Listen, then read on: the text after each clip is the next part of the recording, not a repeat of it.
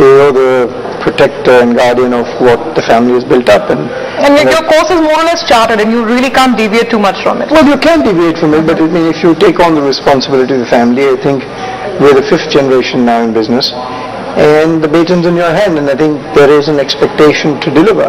It comes with the job, it comes with the profile, and you've got to deliver and carry the legacy forward. So you are in the public eye and you have to behave accordingly. Correct me if I'm wrong, when you did come in, what you chose to do is get rid of the non-core businesses. So cement moved out of the picture, steel moved out of the picture, and we're looking at some sort of a vertical integration platform. Also then you resisted the things to get into, the flavor of the season. So whether it would be real estate or telecom or finance at some point. What was your conviction behind that? What was the thinking behind that? Well, I think, what we got out of were industrial products. And I think my personal preference was to be in the soft side of the business, which was fashion, textiles, which I understand, which I'm passionate about. And I think we really got value in the divestments that we did. So I think we made our balance sheet fundamentally stronger. I think we've slowly gone about building a great textile company on a global platform with some great strengths.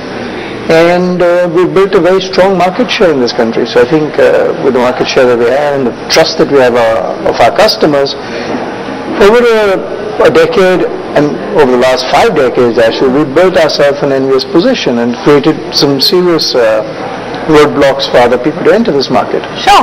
Just want to understand, what kind of a business model do you believe in? The diversified conglomerate approach? Because you see people doing so many different things. A person will start off with retail and suddenly there's real estate and financial services, a lot happening altogether. So do you believe in that kind of diversification, or do you believe in having a single straight focused approach and one core business? Well, I think you can have a diversified approach, so long as you don't lose focus on your main business. I think we still do engineering and some small ancillary businesses, but core focus is textiles, and that's what we stick to. It's interesting, like you were mentioning, to protect the legacy or to have the legacy running. That legacy could have been Raymond Suitings, and you could have run it for the next 50 years and just built the Suitings brand, and everybody would have been pleased. Yet within the business, the soft side of the business, you divested what was clearly not connected to the business, but yet there is the whole vertical integration of getting into apparels, getting into luxury, getting into even children's clothing now. Just go over that with us in terms of the logic. Well, I think it's a total solution. I think the complete man needs the complete family, the complete shopper. I mean, if you look at it, we're the largest retailers in the country today with 550 stores. But are we a retailing company or are we a textile company? Is the retail separate or is it integrated to what we do? And it's very easy to say we're a retail company 6 months ago, but today it wouldn't be perceived very well. But so it's how you look at it. We've been in retail since 1965, and I think we've really just gone through the motions and gone from textile to apparel, which is the logical extension in this space. Our stores need garments, our stores need apparel, so it's a complementary product. The retail is actually complementary to textile, so it's part of the so-called textile division. It's not a standalone retail. Absolutely. Speaking about hindsight and the benefit of hindsight, I remember 2005-06, just when the whole quota regime had been dismantled, there was a lot of euphoria on the export thrust that India had. Apparel export was really the big in thing at that time. And I remember having this interaction with you all those years back, and Raymond was quite focused on what it was doing, even then, of course, even now. But you never latched on to that apparel exports bandwagon in a very big way. Perhaps, did you see something? We've been more on the consumer side of the business. So we go for the customer in India. Bulk of our business is today still over the counter as Raymond branded products. And that's why today in the downturn you see that your branded business is still doing very strong.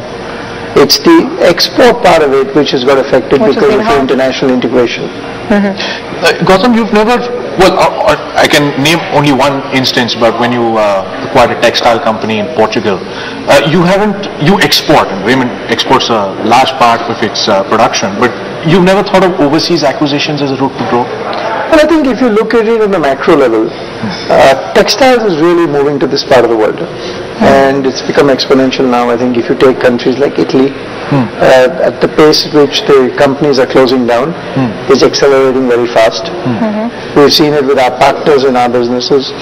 The international manufacturing is closing down. So you don't need to go and acquire something from manufacturing per se. This manufacturing is really moving to two countries, which is India and China. And whichever way you look at it, if there's another third country that's trying to come up, it's just not happening. If you take 6 months ago, everybody said textile manufacturing is going to happen in Vietnam. And if you see today, January, February, textile exports out of Vietnam are down 50%. Isn't it a blip of some sort? I mean, Vietnam seems to be turning into a more export market. One needs to understand what's your core competence. Today, if you see, and I believe very strongly that if you see all the US companies that grew internationally, they first had a very strong domestic market. True. And as their domestic market settled down, then they expanded to international markets. And if you have a strong branded domestic market, then irrespective of what happens in the export market, you'll still be very strong. But if your whole business model is based on exports, you can see it today what's happening. If the US market has disappeared, the exporters are hurting. Absolutely. You have no business left. That's the problem. We will take a short break at this point in time, but when we come back, sure enough, he is quite cautious when it comes to, the whole hype around exports and believes in the strength of the domestic market. But you are taking the Raymond brand overseas in a big way. There's been a big Middle East tour that's just happened. So we'll pick up insights from what Mr. Singhania feels about this Middle East market and the kind of potential that it still offers. We'll talk about that and much more on the other side. Mr. Singhania, I just want to talk a little bit about this whole Middle East foray. It seems we picked up a couple of reports. You were traveling, in the different regions over there.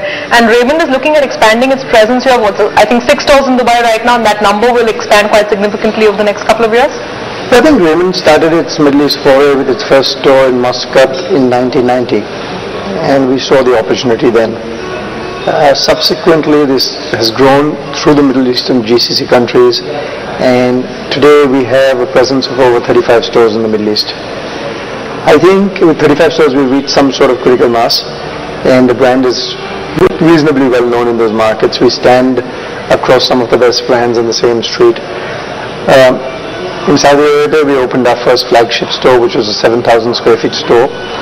And it's no longer, one of those small 1,500 square feet stores that we went in a little shy about, but today they're big stores and they're doing well and they're viable. So I think part of our plan is how do we enhance our presence in the Middle East market? How can we aggressively grow in that market? Because there is a requirement for goods and services. And the more I look at the international market, I think India is going to be a major player in textiles. Your brand is known in this market. And the more value for money that you give, and the more the consumer that has moved today, the consumer has moved for value. So the more value you give, he is actually switching from international brands to Raymond. But isn't the timing a little strange for the Middle East market, considering we're hearing all of these horror stories of people leaving their cars and homes and just fleeing because the economy has completely collapsed, especially in Dubai? Well, it did overheated. Markets like Dubai had certainly overheated, way beyond one could imagine. And I think the Dubai market has had a major correction. Having said that, but other markets, whether you take Qatar or Saudi Arabia or Abu Dhabi or Muscat or Kuwait, I think they're reasonably okay because they didn't follow, I guess, the Dubai market.